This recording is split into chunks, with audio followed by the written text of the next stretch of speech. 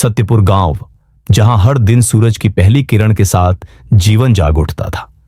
यह गांव अपनी शांति और सौहार्द्रता के लिए प्रसिद्ध था। यहीं तीन मित्र अर्जुन, भैरव और देव रहते थे, जो जीवन के सच्चे उद्देश्य को समझना चाहते थे। तीनों अलग अलग स्वभाव के थे और जीवन को अलग अलग दृष्टिकोण से देखते थे। अर्जुन एक मेहनती किसान था। उसके पिता ने उसे सिखाया था कि परिश्रम ही जीवन की सबसे बड़ी पूंजी होती है।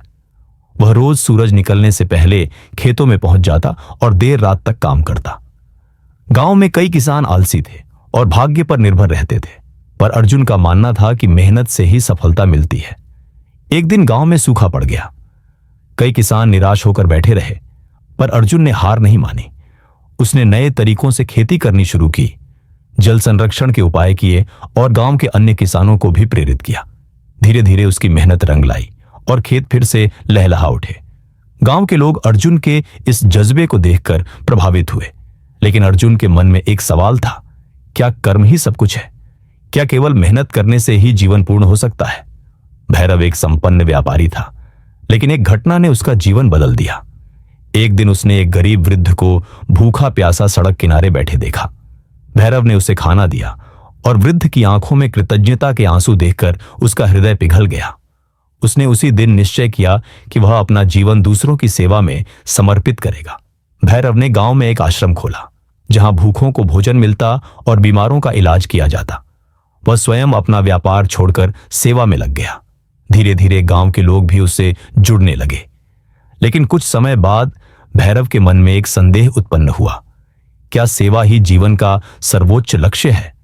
क्या बिना किसी स्वार्थ के सेवा करना संभव है? देव एक विद्वान था, जिसे शिक्षा और ज्ञान में रुचि थी। उसने महसूस किया कि गरीबी और अज्ञानता गांव के सबसे बड़े शत्रु हैं।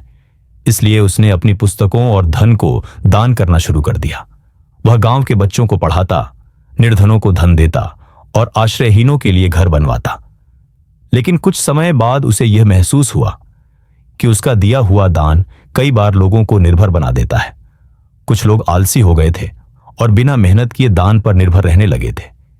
यह देखकर देव के मन में प्रश्न उठा, क्या केवल दान करने से ही समाज का कल्याण संभव है? क्या दान का सही स्वरूप कुछ और है? एक दिन गांव में एक महात्मा आए।